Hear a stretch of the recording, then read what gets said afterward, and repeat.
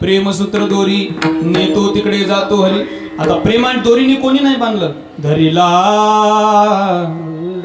धरिला हृदय बंदी खाना केला. आत विठ्ठल कोंडियला. आत विठ्ठल कोंडियला.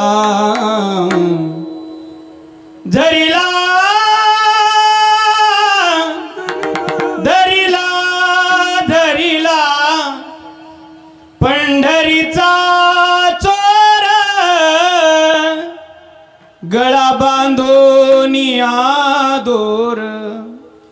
गळा बांधोनिया दोर. गळा बांधोनिया दोर. धरिला धरिला धरिला. या देवाला फक्त प्रेमानेच मानता येतं. तुम्ही म्हणाल तुमचं आमचं प्रेम देवावर आहे का? अजिबात नाही. अहो सांगणाऱ्याचं कधी असं होत नाही तर ऐकणाऱ्याचं कधी होईल? ऐका, तुमचं आमचं प्रेम देवावर आहे, पण किती आहे सांगू? बेगडी प्रेम आहे, बेगडी. कसं? एक मन आहे आमच्याकडे, आता इकडे ऐकाने माहित नाही. अंगाला आला ताप, देव माझा बाप. अंगाचा गेला ताप, मी देवाच्या बापाच्या बापाच्या बापाचा बाप. जोपर्यंत आपल्याला देवाकडून काहीतरी घ्यायचंय तोपर्यंतच आपलं देवावर प्रेम आहे. पण एक बोलू, देवासाठी देवावर प्रेम करणारे कमी आहेत, आणि जर असतील तर ते भक्त आहेत.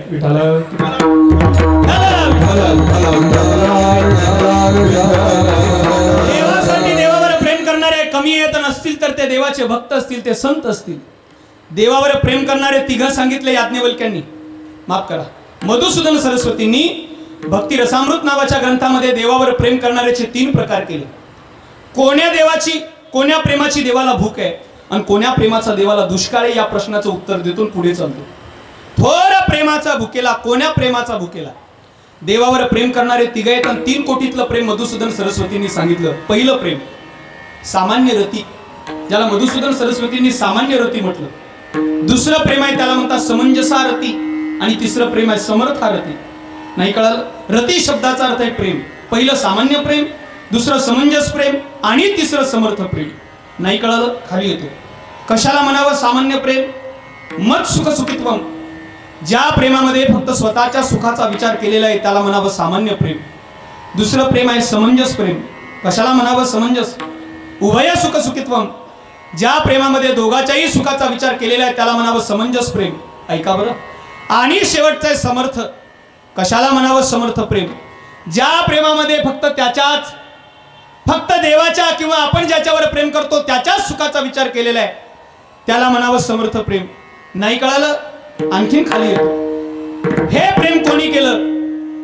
भागवताच्या दशमस्कंदामध्ये या 3 प्रेमाची उदाहरणे आहेत. सामान्य प्रेम केलं कुब्जेनी, समंजस प्रेम केलं भगवंताच्या 16,108 पत्न्यांनी, आणि समर्थ प्रेम केलं गोकुळातल्या गोपींनी. नाही कळालं? आणखी खाली येतो. आता याच्यापेक्षा खाली येता येत नाही तर मी गंडत पडला. सामान्य प्रेम केलं कुब्जेनी. काय आहे? देव मथुरेत आले, कंसाने यज्ञ ठेवला, आणि कंसाच्या यज्ञामध्ये अक्रूर काकांनी देवाला मथुरेत आणलं. देव रथाच्या खाली उतरले आणि देव गल्लीने चालायला लागले. राजधानी आहे, शहर पाहिलं पाहिजे म्हणून देव शहराचं मथुरेचं दर्शन करत करत निघाले. तेवढ्यात एक समोरून स्त्री चालली. 8 ठिकाणी वाकडी आहे. आपल्या भाषेत त्याला अपंग म्हणतात, आणि संस्कृत मध्ये त्याला कुब्ज म्हणतात. कुब्ज, कुब्ज शब्दाचा अर्थ आहे अपंग, व्यंग. 8 ठिकाणी वाकडी आहे. शरीराचा एकही अवयव सरळ नाही. एक स्त्री निघाली जिच्या एका हातात काठी आहे आणि एका हातामध्ये एक पात्र आहे. त्या पात्रामध्ये सुंदर सुगंधित चंदन आहेत. ही स्त्री काय करते तर कंसाला चंदन लावण्याचं काम करते, गंध लावते. निघाली, तिचं नाव आहे कुब्जा. देवाने तिला बघितलं, ती वाकडी वाकडी चालली होती, आणि गोपालकृष्णाने तिला मागून आवाज दिला, ए सुंदरी, सुंदरी, ए सुंदरी, अगं थांब, अगं थांब.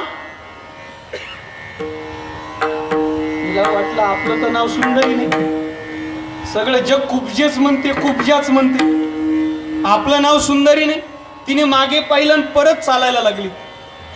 परत मागून आवाज आला, ए सुंदरी, अगं तुलाच हाक मारली, जरा थांब. असं होत्या, अगं तुलाच हाक मारली, जरा थांब. आणि ती थांबली. तिने इकडे तिकडे बघितलं, इथं तर स्त्री कोणीच नाही, मीच आहे. मग तिने आवाज दिला, काय रे बाबा, कोण तू? अगं मी गोकुळावरून आलो, माझं नाव कृष्ण आहे. बरं बरं बरं, नाव ऐकलं होतं तुझं, तू चोऱ्या करतो असं म्हणतात. म्हणे हो. काय काम आहे बोल. पण का रे बाबा, तू मला सुंदरी का म्हटलास रे? एक काम कर, मला सगळे लोक कुब्जा म्हणतात, तू मला कुब्जे म्हटलं तरी चालेल. संबोधनात्मक आहे ना, प्रथमा द्वितीया तृतीया चतुर्थी पंचमी षष्टी सप्तमी संबोधन. कुब्जे संबोधनातलं प्रथम वचन आहे आणि कुब्जे म्हटलं तरी चालेल. अगं नाही नाही नाही, तू खरंच सुंदर आहेस. आता ऐका, एखाद्या व्यक्तीचा जर एखादा डोळा गेलेला असेल आणि तो आंधळा असेल, त्याला आंधळा म्हटल्याने एवढा राग येणार नाही. पण आपण जर त्याला म्हटलो, वा वा वा साहेब, काय तुमचा डोळा सुंदर दिसतो, त्याला ते शब्द जास्त टोचतात, त्याला ते खोचतात शब्द, त्याला उपहासात्मक शब्द म्हणतात. बाबा मला कुब्जा म्हण रे, मी कशाने सुंदर आहे? संपूर्ण शरीरातला एकही अवयव माझा व्यवस्थित नाहीये, मला सुंदर नको म्हणू. अगं खरंच सुंदर आहेस.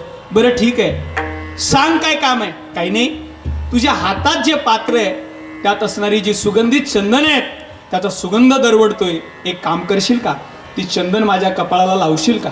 लाव ना, थोडा तरी एक टिका माझ्या कपाळाला लाव. ती म्हटली, एक गवळ्याच्या पोरा, अरे तुझ्या अंगीची घुरट घाणी आणि तनु काय दिसती ओंगळवाणी. तुझ्या अंगाचा दह्यादूत लोण्याचा घुरट वास येतोय. घुरट शब्द, घुरट वास येतोय तुझ्या अंगाचा दह्यादूत लोण्याचा. ए गवळ्याच्या पोरा, अरे तुला चंदन लावावं एवढी तुझी लायकी नाही. मग देव म्हटले, नाही ना, अगं लाव ना. नाही बाबा, कंस मला फाशीवर चढवेल, सोड, चल मला जाऊ दे. आणि कुब्जा निघाली समोर चालत चालत. ए कुब्जे थांब, कुब्जे थांब, तुला लावावंच लागेल. अगं थांब, अगं थांब. कुब्जेने स्पीड वाढवला. कुब्जा निघाली, जोरात धावायला लागली, वाकडी वाकडी चालायला लागली. भगवान परमात्माने 2 धापामध्ये तिचा हात पकडला आणि देव म्हणायला लागले, कुब्जे मला गंध लावल्याशिवाय तुला सोडणार नाही. ए कृष्णा, ए कान्हा, ए गोपाळा, ए सोड रे बाबा नंद बाबाच्या पोरा, मला जाऊ दे रे, मला धरू नको, सोड सोड मला. देव म्हणतात, कुब्जे हे बघ, माझा एक स्वभाव आहे, मी एकतर कोणाला धरतच नाही आणि एकदा का धरलं तर परत सोडत नाही. तुका पंढरीशी गेला, पुन्हा जन्मा नाही आला. एकदा तुकोबरांना मी जवळ केलं, मुक्त करूनच आज मला तुझं कल्याणच करायचे. ती म्हटली, बाबा ते कल्याण आणि भिवंडी बाजूला राहू दे, कल्याण करायचंय म्हणे तुझं. म्हणे काय? भगवान परमात्म्याने तिच्या पायावर पाय दिला, हनुवटीला हात लावला, कुब्जेला वर उचललं. कुब्जेचं शरीर काड काड वाजलं, टीकाकार सांगतात. आणि कुब्जेला भगवान परमात्म्याने स्पर्शाने सुंदर शरीर दिलं. कुब्जा सुंदर दिसायला लागली. शेजारीच एक फॉर्च्युनर उभी होती. त्या फॉर्च्युनरच्या आरशात काचामध्ये ब्लॅक, त्या काचामध्ये बघायला लागली. लोक चालता चालता गाडीचा काच पण सोडत नाहीत हो, चालता चालता गाडीचा काच पण. 70 वर्षाची म्हातारी लोक गाडीचा काच, आरशे सोडत नाहीत लोक चालताना. कुब्जेनी दिव्य शरीर प्राप्त झालं असं कळालं आणि कुब्जा म्हणते, ए कृष्णा, ए कान्हा, मला शरीर दिलं ना, आता तुला गंध लावते. तिने गंध लावलं. ऐका, ज्या प्रेमामध्ये स्वतःच्या सुखाचा विचार केलेला आहे. आता कुब्जा म्हणते, ए कृष्णा, माझी एक विनंती आहे. म्हणे काय? मी दासीच्या गल्लीमध्ये राहते, तू माझ्या गल्लीमध्ये माझ्या झोपडीत सेवा देण्यासाठी ये. तेवढ्यात देव म्हटले, कुब्जे नाही मला येता येत, माझा दृष्टांत संपला. ऐका, कुब्जेला वाटतं गोपालकृष्ण परमात्मा जर आपल्या झोपडीत आला तर आपल्याला सुख मिळेल. पण कुब्जा हा विचार करत नाही, हा जर आपल्या घरी दासीच्या गल्लीत आला, हा मोठा आहे, हा राजा आहे, हा जर आपल्या दासीच्या गल्लीत आला तर याला जग काय म्हणेल, याचा ती विचार करत नाही. कुब्जा स्वतःच्या सुखाचा विचार करते. म्हणून कुब्जेचं प्रेम सामान्य आहे. विठाला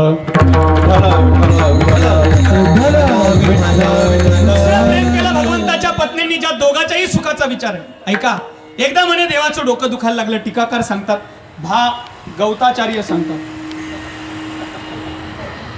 बा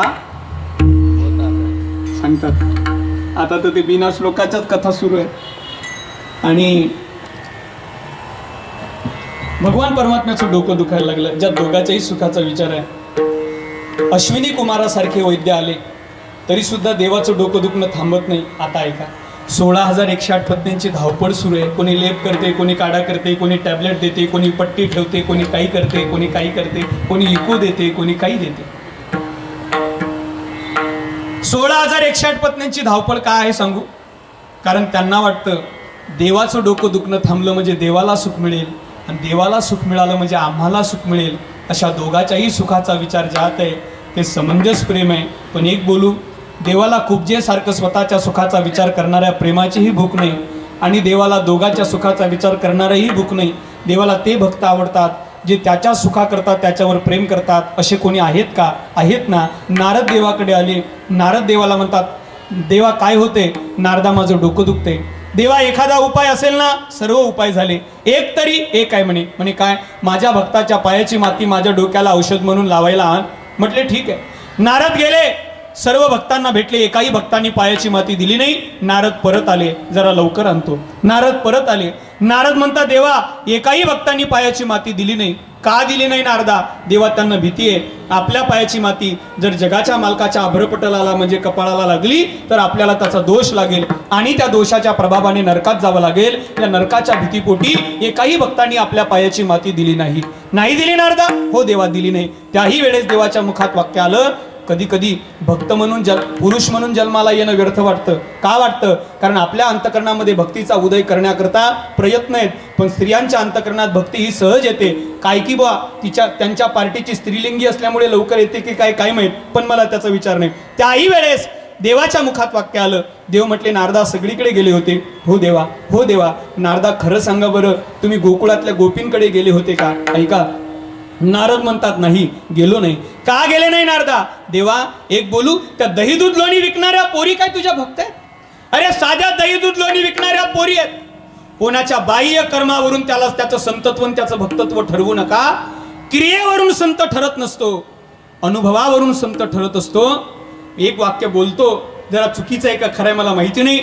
संत नारदही संत आहेत आणि गोपीही संत आहेत. पण एक वाक्य बोलू, नारदांकडे थोडा अहंकार असल्यामुळे गोपी संत आहेत कळायला नाही. एक बोलू, संत असणाऱ्या नारदांना गोपी संत आहेत कळाला नाही. तुमच्या आमच्यासारख्या जनतांना कुठून कळतील? तुका म्हणे अंगी व्हावे जई आपण, तरीच महिमान येईल कळो. संत कळणं सोपं नाही, संत कळणं सोपं नाही. आता अनेक प्रमाण आहेत, देऊन वेळ घेत नाही. नारद म्हटले, देवा त्या दही दूध लोणी विकणाऱ्या त्या गवळ्याच्या पुरी ज्या मथुरेच्या बाजारामध्ये दही दूध लोणी विकतात, त्या बाजारात ते पात्र घेऊन बसलेले असतात, त्या काय तुझ्या भक्त आहेत? देव म्हटले, नारदा दही दूध लोणी विकतात म्हणून भक्त नाही? बरं मी काय म्हणतो, आपलं काम आहे एकदा जाऊन पहा. नारदांचा गर्व परिहार करायचा होता उद्धवासारखा. नारद गेले. आता ऐका, नारदांना येताना पाहिलं. गोपींनी जसं आता वर्तमानमध्ये मोठमोठ्या सप्ताहांमध्ये मृदंगाचार्य महाराजांचं स्वागत करतात वर पुष्पाची वृष्टी करून, तसं स्वागत केलं नारदांचं. म्हणजे तुम्ही करावं अशी विनंती आहे. स्वागत केलं आणि केल्यानंतर गवळणींनी नारदांना बसायला उच्च आसन दिलं. स्वतः खाली बसल्या आणि हात जोडले. निधिवनामध्ये नारद आहेत. नारदांच्या पुढे हात जोडून गवळणी बसल्या. नारदांना गोपींनी विचारलं, नारदा तुम्ही महावैष्णव आहात, तुमचं येण्याचं कारण सोपं नाही, सांगा कशा करता आलात? नारद एकच वाक्य बोलले. नारद म्हटले, ए पोरीनो.